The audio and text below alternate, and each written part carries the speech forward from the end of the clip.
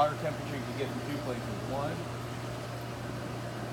actually you can only get it from one place here. You don't have skimmer thermometers. You can get that from the front of the heater right here. It'll tell us what the temperature is? See it says spa set points 103, and it'll say no demand, and then it flashes the water temperature. 103. Okay. And your pool heater is not on yet, so you can just write, 65 or 70. Once it's heated, then you'll get the temperature from the same place. Okay. Now. I'd just like to see that. Yeah.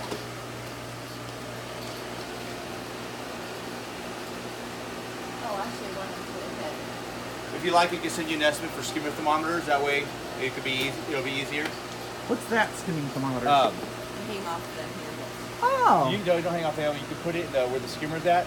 Just to replace the cover. Float, right? Huh?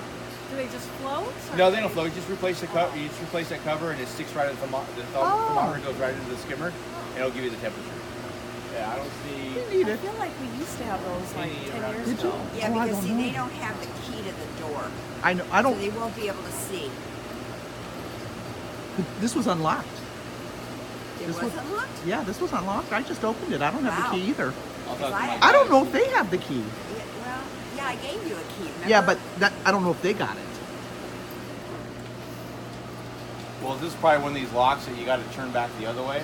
Yeah, see, I've got the key to this door. So we probably should get the other thermometers. Well, you still need to go in the pump room to get this out anyways. Oh, okay. Well, so, and we're going to keep this. I'll have my guy keep it right here. Okay. And that's the pool. Does it matter what time we do this? No, as long as it's done once a day. As long as it's done once a day. So anyway, we'll test the water. So there's also instructions up here.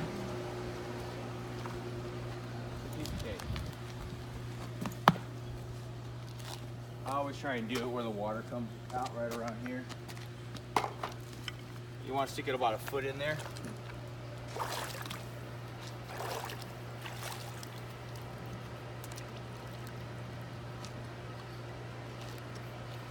So as you grab number 1,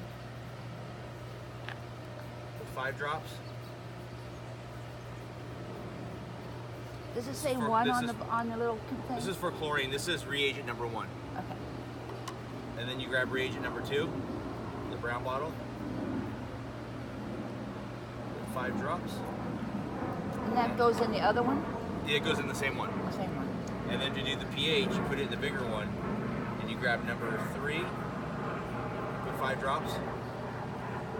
That's number 4. I'm sorry. Just put the cap on. You shake it. I'll give you a reading. I'll do the small one too. This is where we should be. Where you want to be is, well, you have to be no higher than 10. If this thing ever goes to bleach out, like it'll turn to color then go to clear, that means your chlorine is way too high. Okay. So the range you want it is between 1 and 10.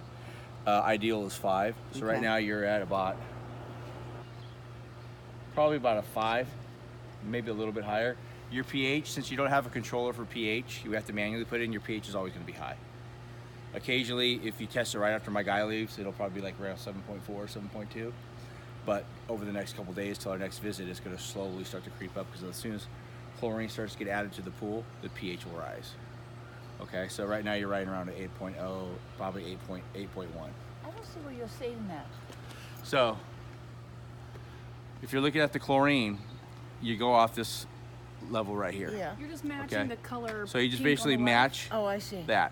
So your pH is really high, so you really don't have a match for that. So you're 8.0 or above. Is that bad? It's not bad. The chlorine works better when the pH is in this range, 7.2 to 7.8. But there's no way you guys don't have controllers to manage pH to put acid in the pool. So we only put it in here when we come here. Okay. Yeah.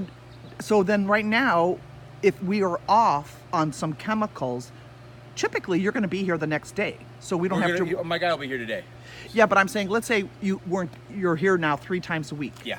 Okay, so let's say it's Monday, right? And we notice we're off. Mm-hmm. We just write down the numbers, and then the next day you come and correct it anyway. Yeah. Yeah. Now in the winter that'll be different because you only come twice. Yeah.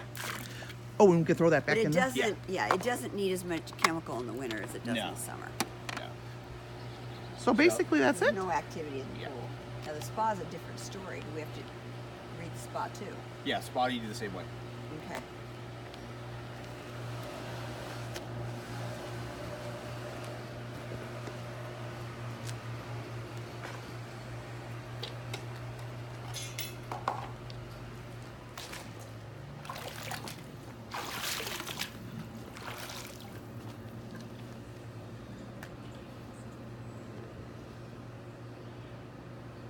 You want to leave a little room for the drops to go in. So again, you grab number 1 and number 2 for the chlorine. 5 drops of number 1. And then 5 drops of number. The bottles say the drops. Yeah. Well, the bottles say what reagent you use, but if you look up here to test chlorine, you look at number 2. It'll tell you exactly what to do.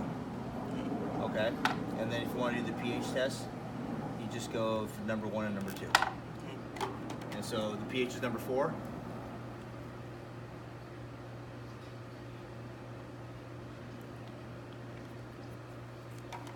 And that was 5 drops? Yeah. I thought you used this third bottle. No, this one right here is to test combined chlorine. We don't test combined chlorine. Okay, all right. And my guy he tests alkalinity, which are these ones, and these ones are for calcium, which he uses, and this is for conditioner. But all the health department really cares about is what the pH and what the temp and what the chlorine is. So again, if you're above a 5, and your pH is actually not that bad. You're right around 7.8.